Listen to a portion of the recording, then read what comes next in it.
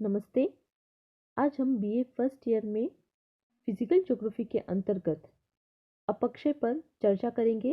तो आइए सबसे पहले हम देखते हैं कि अपक्षय किसे कहते हैं। अपक्षय चट्टानों के टूटने फूटने की वह क्रिया है जिसके अंतर्गत चट्टानें विघटन तथा वियोजन द्वारा ढीली पड़ जाती है और टूट करके अपने ही स्थान पर बिखर जाती है। तो अपक्षय अपने ही स्थान पर स्वस्थान होने वाली प्रक्रिया है। इसके अंतर्गत जो भी मलबा प्राप्त होता है उसका परिवहन सम्मिलित नहीं है। तो अपक्षय जो है वह चट्टानों के अपने ही स्थान पर टूटने की प्रक्रिया है। इसके अंतर्गत जो चट्टानें हैं वह विघटित हो जाती है या वियोजित हो जाती है और इस तरह से चट्टान टूट करके अपने ही स्थान पर बिखर जाती है। अब हमने यहाँ पर दो शब्द देखे, विघटन और वियोजन। तो विघटन किसे कहते हैं? भौतिक क्रियाओं के द्वारा, जैसे कि जल के द्वारा, ताप के द्वारा, वायु द्वारा। अब ये जो भौतिक क्रियाएं हैं इनके द्वारा चट्टानों के ढीले पड़ने को कहा जाता है विघटन। तो जो भौतिक क्रियाएं हैं उनके द्वारा अगर चट्टानें टूट रही है तो उसे कहा जाता है विघटन। और रासायनिक कारकों के द्वारा, रासायनिक क्रियाओं के द्वारा चट्टानों के कमजोर पड़ने या ढीले पड़ने को कहा जाता है वियोजन। रासायनिक क्रियाएं जैसे कि ऑक्सीडेशन, हाइड्रेशन, कार्बोनेशन, इन क्रियाओं के द्वारा जब चट्टानें कमजोर हो जाती है, ढीली पड़ जाती है तो उसे कहा जाता है वियोजन। तो जो विघटन है वो तो होता है भौतिक क्रियाओं के द्वारा और जो वियोजन है यह होता है रासायनिक क्रियाओं के द्वारा। आर्थर होम्स के अनुसार अपक्षय उन विभिन्न भूपृष्ठीय प्रक्रियाओं का प्रभाव है जो कि चट्टानों के नष्ट होने तथा विघटन में सहायता प्रदान करती है। लेकिन इसके लिए शर्त यह है कि ढीले पदार्थों का, जो कमजोर पदार्थ है, उनका बड़े पैमाने पर परिवहन न हो। जैसा कि मैंने अभी आपको बताया कि अपक्षय में परिवहन को सम्मिलित नहीं किया जाता है। अगर जो भी मलबा प्राप्त हो रहा है उसका परिवहन हो जाएगा तो वह अपर्दन की श्रेणी में आता है। तो आर्थर होम्स ने कहा कि अपक्षय उन विभिन्न भूपृष्ठीय प्रक्रियाओं का प्रभाव है जो कि चट्टानों के नष्ट होने तथा विघटन में सहायता करती है। लेकिन इसके लिए शर्त यह है कि जो ढीले पदार्थ है उसका बड़े पैमाने पर परिवहन न हो। स्पार्क्स के अनुसार पृथ्वी की सतह पर प्राकृतिक कारणों द्वारा चट्टानों के अपने ही स्थान पर यांत्रिक विधि द्वारा टूटने और रासायनिक वियोजन की क्रिया को अपक्षय कहा जाता है।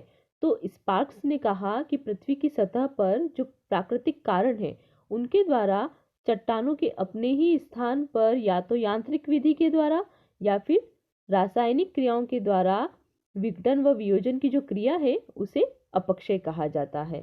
तो इस तरह से हम अपक्षय के बारे में देखें कि अपक्षय किसे कहते हैं।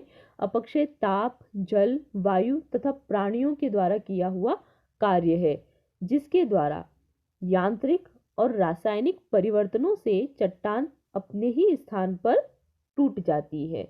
तो अपक्षय जो है यह ताप, जल, वायु और प्राणियों के द्वारा किया हुआ कार्य है जिसके द्वारा यांत्रिक तथा रासायनिक परिवर्तनों से चट्टानों में अपने स्थान पर ही टूट फूट होती रहती है। अब हम देखते हैं कि अपक्षय को कौन कौन से कारक नियंत्रित करते हैं। सबसे पहला इसमें है चट्टान का संगठन तथा संरचना। चट्टान का संगठन कैसा है, उसकी संरचना कैसी है। नेक्स्ट है स्थल के ढाल का स्वभाव। नेक्स्ट जलवायु में विभिन्नता और नेक्स्ट है वनस्पति का प्रभाव। तो ये जो कारक है ये अपक्षय को नियंत्रित करते हैं। आइए अब हम इन कारकों के बारे में एक एक करके देखते हैं। चट्टान का संगठन तथा संरचना। देखिए चट्टानें जो है यह संगठन के आधार पर दो तरह की होती है। पहली होती है कमजोर चट्टान या मुलायम चट्टान और दूसरी कठोर चट्टान। अब इन दोनों तरह की जो चट्टान है उसमें से अपक्षय का जो कार्य है वह कमजोर चट्टान पर बड़ी आसानी से होता है, क्योंकि जो कमजोर चट्टान होती है वह आसानी से टूट जाती है। तो कमजोर तथा असंगठित चट्टानों में विघटन और वियोजन की जो क्रियाएं हैं यह आसानी से होती है। फॉर एग्जाम्पल हम देखें कि जो घुलनशील खनिजों वाली चट्टान होती है उनमें रासायनिक अपक्षय तीव्रता से संपन्न होता है, शीघ्र संपन्न होता है, बहुत जल्दी उनमें रासायनिक अपक्षय प्रारंभ हो जाता है जो घुलनशील खनिजों वाली चट्टान होती है।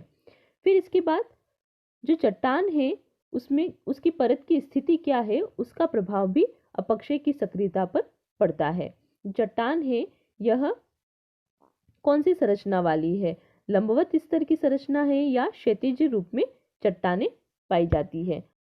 जिन चट्टानों में परतों की जो स्थिति है यह अगर लंबवत होती है तो उनमें तापीय भिन्नता, तुषारपात, जल, हवा का प्रभाव शीघ्र घटित होता है, शीघ्र होने लग जाता है, जिस वजह से चट्टान जो है यह ढीली पड़ जाती है।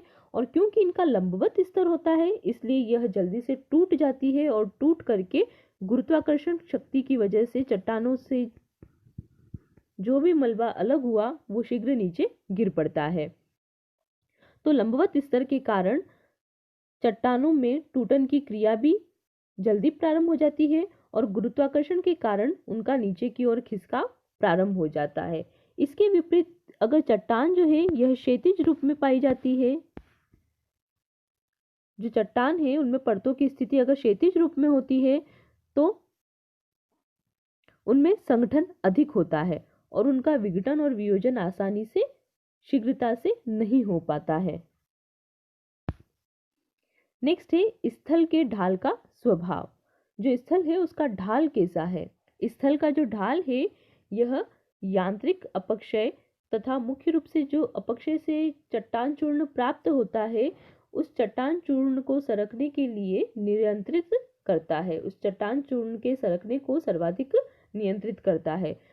यदि किसी भी स्थान में जो चट्टानी भाग है यह तीव्र ढाल वाला है तो यांत्रिक अपक्षय के कारण, यांत्रिक अपक्षय जिसके अंतर्गत ताप, हवा, जल इनका समावेश होता है, तो यांत्रिक अपक्षय के कारण अगर जरा सा भी विघटन प्रारंभ होता है चट्टान में तो चट्टान में ढीलापन आने से चट्टान शीघ्र टूट करके नीचे की ओर सरकना प्रारंभ कर देती है, क्योंकि उसका ढाल कैसा है, तीव्र है, खड़ा ढाल है इसलिए।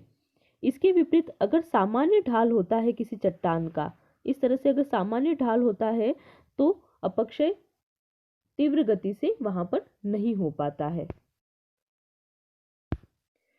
नेक्स्ट है जलवायु में विभिन्नता। भूपटल के अलग अलग भागों में हमें अलग अलग प्रकार की जलवायु देखने को मिलती है। अब क्योंकि जलवायु में विभिन्नता पाई जाती है इसलिए अपक्षय में भी भिन्नता पाई जाती है और उसकी सक्रियता में भी अंतर हमें देखने को मिलता है। जैसे कि उष्णकटिबंधीय जो आर्द्र भाग है वहां पर वर्षा की मात्रा अधिक होती है, इसलिए अत्यधिक जल प्राप्ति के कारण इन क्षेत्रों में, उष्णकटिबंधीय आर्द्र क्षेत्रों में रासायनिक अपक्षय अधिक होता है। और जो उष्णकटिबंधीय मरुस्थलीय भाग है यहाँ पर यांत्रिक अपक्षय अधिक होता है, क्योंकि यहाँ पर तापमान की प्राप्ति भी अधिक होती है और हवा भी यहाँ पर तीव्र गति से चलती है, इसलिए उष्णकटिबंधीय मरुस्थलीय भागों में यांत्रिक अपक्षय अधिक होता है। अब एक ही स्थान की जो जलवायु है उसमें भी हमें विभिन्नता देखने को मिलती है, तो एक ही स्थान पर जलवायु की वार्षिक विभिन्नता का प्रभाव भी अपक्षय पर पड़ता है। जैसे कि मानसूनी गर्म प्रदेशों में वर्षा काल में जल की प्राप्ति अधिक होती है, तो इस तरह से अधिक नमी और ताप के कारण वर्षा काल में मानसूनी जो क्षेत्र है यहाँ पर रासायनिक अपक्षय ज्यादा होता है। लेकिन शुष्क जब ग्रीष्म काल आता है तो यहाँ पर यांत्रिक अपक्षय अधिक घटित होता है। तो इस तरह से जलवायु में विभिन्नता पाए जाने के कारण अपक्षय में भी विभिन्नता देखने को मिलती है। नेक्स्ट है वनस्पति का प्रभाव। वनस्पतियां जो है यह कुछ मात्रा में अपक्षय के कारक है, लेकिन यह अधिकांश रूप में अगर देखें तो वनस्पतियां अपक्षय को रोकने में महत्वपूर्ण भूमिका निभाती है। वास्तव में जो वनस्पतियां हैं यह अपनी जड़ों के द्वारा चट्टानों को जकड़े हुए रहती है, जिससे कि चट्टानों का संगठन और अधिक बढ़ जाता है, वह और अधिक मजबूत हो जाती है। तो इस तरह से वनस्पतियां जो है यह अपक्षय तो करती है, लेकिन अपक्षय को रोकने में इनकी महत्वपूर्ण भूमिका है, क्योंकि ये चट्टानों को बांध करके रखती है। वनस्पतियों की जो जड़ें होती है उसमें कई प्रकार के छोटे छोटे कीड़े मकोड़े होते हैं, जो कि चट्टानों में धीरे धीरे विघटन करते रहते हैं, तथा जो वृक्ष होते हैं उनकी जड़ों का गहराई में चट्टानों में प्रवेश होता है, तो चट्टानें जो हैं यह ढीली पड़ जाती है, क्योंकि यहाँ पर दरारों का विस्तार हो जाता है, जिस वजह से चट्टानें ढीली पड़ जाती है और उनमें विघटन प्रारंभ हो जाता है।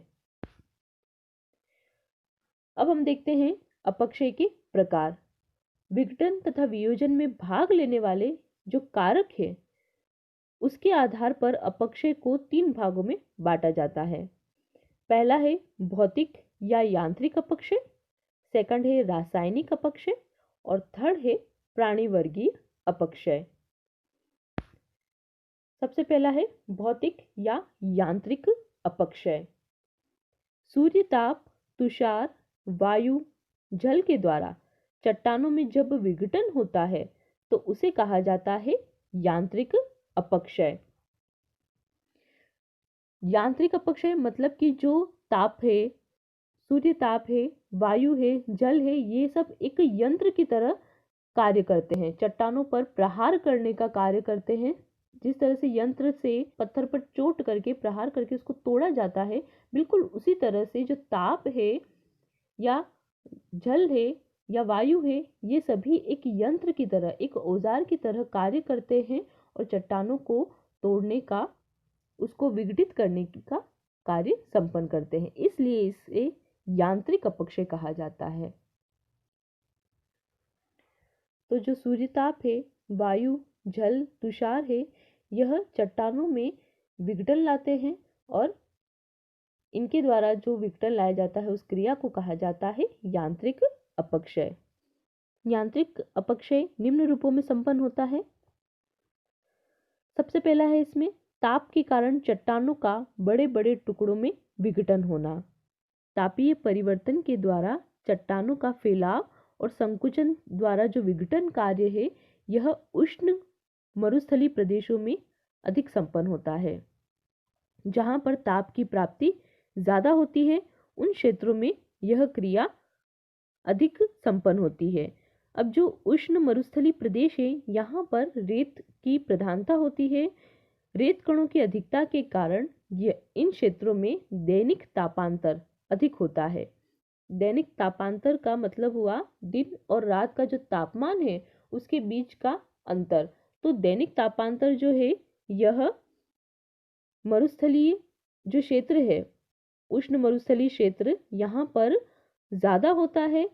अब क्योंकि इन क्षेत्रों में दैनिक तापांतर अधिक होता है, जिस कारण जो चट्टानों का ऊपरी भाग है, खुला हुआ भाग है, यह दिन में अत्यधिक ताप प्राप्त करता है। अब क्योंकि ये दिन में अत्यधिक ताप प्राप्त करता है इसलिए यह एकदम गर्म हो जाता है, तप्त हो जाता है, जिस कारण से चट्टान की जो बाहरी परत होती है वह फैलने लगती है। ताप की प्राप्ति उसमें अधिक होती है, इसलिए चट्टानों की ऊपरी परत जो है यह फैलने लगती है। फिर वापस रात के समय इसके विपरीत स्थिति आ जाती है और तापमान एकदम कम हो जाता है। अब क्योंकि तापमान में भारी कमी आ जाती है, जिस कारण से जो चट्टानें हैं यह वापस ठंडी हो जाती है। अब चट्टान ठंडी होने से इसकी जो बाहरी परत है यह फिर से सिकुड़ने लगती है, उसमें संकुचन होने लगता है। अब ये जो प्रक्रिया है कि दिन में ताप की प्राप्ति अधिक होने से चट्टान की बाहरी परत में फैलाव होता है और रात में तापमान कम होने से वापस से उसमें संकुचन होता है। तो ये जो प्रक्रिया है यह क्रम से चलती रहती है। इस क्रमिक फैलाव और संकुचन के कारण चट्टानों में दरारों का विकास हो जाता है, समानांतर दरारों का विकास हो जाता है। इन दरारों या संधियों के सहारे चट्टान जो है यह बड़े बड़े टुकड़ों में टूटने लगती है। तो इस क्रिया को कहा जाता है ताप के कारण चट्टानों का बड़े बड़े टुकड़ों में विघटन। नेक्स्ट है ताप के कारण छोटे छोटे कणों में विघटन। जहां पर किसी चट्टान की जो संरचना है यह विभिन्न रंगों के द्वारा होती है या विभिन्न खनिजों के द्वारा होती है, वहां पर उनके विभिन्न भागों में ताप ग्रहण करने की क्षमता अलग अलग होती है। जहां पर किसी चट्टान विशेष की जो संरचना है यह अलग अलग रंगों के द्वारा होती है, तो वहां पर उनके विभिन्न भागों में जो ताप ग्रहण करने की क्षमता है यह भी अलग अलग होती है। अगर गहरा रंग है तो वह ताप जल्दी ग्रहण करेगा, हल्का रंग है तो वह ताप देर से ग्रहण करेगा। तो इस तरह से एक ही प्रकार की जो चट्टान है उसकी संरचना अगर विभिन्न रंगों से हुई है तो उनमें ताप ग्रहण करने की क्षमता अलग अलग होती है। इस प्रकार एक ही चट्टान विशेष के विभिन्न भागों में ताप की विभिन्न मात्रा का अवशोषण होता है, जिस कारण से चट्टानों का जो फैलाव है यह भी अलग अलग होता है। इसी तरह जब रात के समय तापमान कम प्राप्त होता है तो उस चट्टान के विभिन्न भागों में जो संकुचन की क्रिया है वह भी अलग अलग होती है, एक जैसी नहीं होती है। जो भाग ज्यादा ठंडा हो जाएगा वहां पर संकुचन ज्यादा होगा, जो भाग कम ठंडा होगा वहां पर संकुचन अपेक्षाकृत कम होगा। अब इससे क्या होता है कि चट्टान के विभिन्न भागों में तनाव की स्थिति पैदा हो जाती है और इस कारण से चट्टानों का छोटे छोटे टुकड़ों में विघटन प्रारंभ हो जाता है। ये जो प्रक्रिया घटित होती है, इस प्रक्रिया के घटित होने के समय चट्टानों के चटकने की एक विचित्र प्रकार की आवाज आती है। नेक्स्ट है वर्षा के जल द्वारा चट्टानों का टूट करके बिखरना। ये प्रक्रिया वहां पर संपन्न होती है जहां पर गर्म क्षेत्र होता है। ये जो प्रक्रिया है यह उन क्षेत्रों में घटित होती है जो कि गर्म प्रदेश होते हैं। गर्म प्रदेशों में जहां पर तापमान ज्यादा होता है वहां पर ये जो क्रिया है यह अधिक घटित होती है। जब सूर्य ताप द्वारा चट्टानें गर्म हो जाती है, एकदम तप्त अवस्था में आ जाती है और उस समय अचानक से वर्षा हो जाए, उनके ऊपर अचानक से जब वर्षा की फुहारें पड़ जाती है तो चट्टानें शीघ्रता से टूट जाती है, चटकने लगती है, उसमें दरारें पड़ जाती है। तो इस तरह से सूर्य ताप द्वारा जो गर्म चट्टानें हैं उनके ऊपर जब अचानक वर्षा हो जाती है तो उन चट्टानों में शीघ्रता से चटकने पड़ जाती है तथा चट्टान जो है यह छोटे छोटे कणों में टूट करके बिखर जाती है। ये जो क्रिया है यह रेगिस्तानी भागों में अचानक बारिश के कारण अधिक संपन्न होती है, अधिक घटित होती है। नेक्स्ट है तुषार कणों के द्वारा चट्टानों का बड़े बड़े टुकड़ों में विघटन।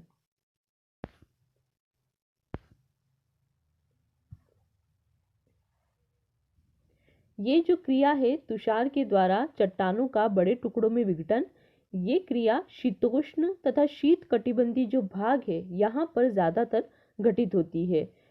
यह क्रिया उन स्थानों में ज्यादा क्रियाशील है जहां पर जल का जमना और उसका पिघलना यह क्रम से एक दूसरे के बाद घटित होता है। चट्टानों के अंदर छोटे छोटे छिद्र होते हैं जिनमें जल एकत्र हो जाता है।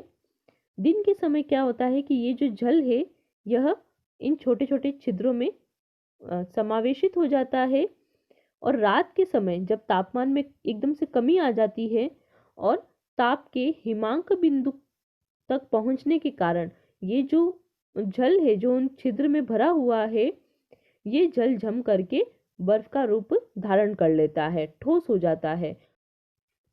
अब क्योंकि चट्टानों में मौजूद जो जल है यह जम जाता है तो इस वजह से उसके आयतन में विस्तार हो जाता है, आयतन में वृद्धि हो जाती है। जब जल जम करके ठोस हो जाता है तो उसके आयतन में लगभग 10% तक का विस्तार हो जाता है। अब क्योंकि आयतन में विस्तार हो जाता है जिस कारण से चट्टानों पर दबाव पड़ता है, चट्टानों पर एक तरह से भार पड़ता है, जिस कारण से चट्टानों में खास करके जो दरारें होती है उनमें विस्तार होने लगता है। जो चट्टाने की दरारें हैं वहां पर उन दरारों का विस्तार होने लगता है। अब इसके बाद दिन के समय फिर से तापमान की वृद्धि होती है और जो बर्फ है यह फिर से पिघलने लगती है और जल का रूप धारण कर लेती है। अब क्योंकि दिन के समय तापमान में वृद्धि के कारण बर्फ पिघल करके जल का रूप धारण कर लेती है, जिस वजह से उसके आयतन में फिर से क्या होती है, कमी हो जाती है। और जब इनके आयतन में कमी हो जाती है तो जो दरारें हैं यह वापस से संकुचित होने लगती है। जो दरारें हैं यह फिर से क्या होने लगती है, संकुचित होने लगती है। अब ये जो क्रिया है यह क्रम से घटित होती है। रात के समय फिर से तापमान में कमी आती है और जल जो है यह बर्फ का रूप धारण कर लेता है और इसका आयतन बढ़ जाता है। जब आयतन बढ़ जाता है तो फिर से चट्टानों पर भार बढ़ जाता है और वापस से दिन के समय तापमान फिर से बढ़ जाता है और जो बर्फ है यह पिघल के वापस से जल का रूप धारण कर लेती है और इस तरह से आयतन में कमी आती है और जो दरारें हैं यह फिर से सिकुड़ने लगती है। तो ये जो क्रिया है इसके क्रम से पुनरावृत्ति होने के कारण चट्टानों की जो दरारें हैं उनमें फैलाव और संकुचन होता रहता है, जिस कारण से चट्टान कमजोर पड़ जाती है और उसमें विघटन प्रारंभ हो जाता है, जिससे चट्टान जो है यह बड़े बड़े टुकड़ों में टूट करके अलग हो जाती है।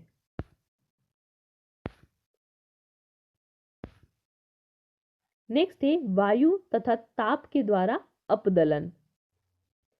रेगिस्तानी, अर्ध रेगिस्तानी और जो मानसूनी प्रदेश है यहाँ पर ताप और वायु के सम्मिलित कार्य के द्वारा चट्टानों की परतों से संकेंद्रीय परत अथवा क्षैतिज परतों का बिलगाव होता रहता है। वह मतलब जो चट्टान है यह परतों के रूप में उखड़ती रहती है। इसे ही कहा जाता है अपदलन या परतों का उखड़ना। ये जो क्रिया है यह रवेदार चट्टानों में ज्यादा घटित होती है। तो ये जो क्रिया है यह कौन कौन से प्रदेशों में घटित होती है? जो रेगिस्तानी है, अर्ध रेगिस्तानी है और मानसूनी प्रदेश है। यहाँ पर तापमान और वायु दोनों ही मिलकर के कार्य करते हैं, जिसकी वजह से जो चट्टान है यह परतों के रूप में उखड़ना प्रारंभ कर देती है। किसी भी क्षेत्र में चट्टान का जो ऊपरी भाग है और उसके निचले वाले जो भाग है यह विभिन्न दर से गर्म होते हैं, एक समान ताप प्राप्त नहीं करते हैं, क्योंकि चट्टान का जो ऊपरी भाग है यह अधिक सूर्य ताप ग्रहण करेगा और इसके आंतरिक जो भाग है यह कम सूर्य ताप को ग्रहण करेंगे। इस वजह से ऊपरी जो परत है उसका फैलाव होने लगता है, उसका प्रसार होने लगता है। तो इस तरह से प्रसार की विभिन्नता पाई जाती है। ऊपरी परत अधिक प्रसारित होती है और उससे जो निचली परत है यह कम मात्रा में उनका प्रसार होता है। तो इस तरह से प्रसार की विभिन्नता के कारण ऊपरी आवरण में फ्लैकिंग प्रारंभ हो जाती है तथा शेल जो चादर है यह अलग हो जाती है। फिर ये जो शेल चादर है यह तीव्र गति से आने वाली अगर वायु के संपर्क में आती है तो जो ढीली परतें हैं चट्टान की यह चट्टान से अलग होने लग जाती है। इस तरह से चट्टान धीरे धीरे परतों के रूप में उखड़ना प्रारंभ कर देती है। इस तरह प्रकार से जो चट्टान है यह धीरे धीरे परतों के रूप में उखड़ने लग जाती है। ये जो क्रिया है यह बिल्कुल उसी तरह से घटित होती है जैसे कि हम प्याज की परतें हटाते हैं, बिल्कुल उसी तरह से ये प्रक्रिया घटित होती है। इसलिए इस प्रक्रिया को ऑनियन अपक्षय भी कहा जाता है। तो ये जो क्रिया है ये बिल्कुल उसी तरह से घटित होती है जैसे कि कोई फल से छिलका हटाया जाता है। इस प्रक्रिया को ऑनियन अपक्षय भी कहा जाता है। नेक्स्ट है दाब मुक्ति द्वारा विघटन तथा अपदलन। आग्नेय तथा रूपांतरित जो चट्टानें हैं यह पृथ्वी के अंदर अन्य चट्टानों के नीचे दबी हुई रहती है, जिस कारण से उच्च दबाव और तापमान के कारण इन चट्टानों में कणों की संरचना होती है।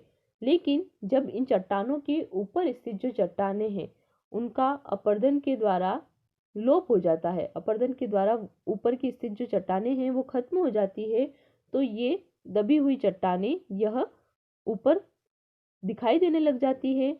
अब क्योंकि इन चट्टानों के ऊपर से दबाव हट जाता है, इस कारण से इन चट्टानों में दरारें पड़ जाती हैं और इनमें विघटन और अपदलन प्रारंभ हो जाता है। चट्टान का जो ऊपरी भाग है उसमें जो चटकन पड़ती है यह लंबवत होती है, इसे कहा जाता है चादरी विभाजन। इसे चादरी विभाजन कहते हैं। तो ये तो हमने देखा भौतिक अपक्षय। अपक्षय के प्रकारों में रासायनिक अपक्षय और प्राणी वर्गीय जो अपक्षय है उसके बारे में हम नेक्स्ट लेक्चर में चर्चा करेंगे। धन्यवाद।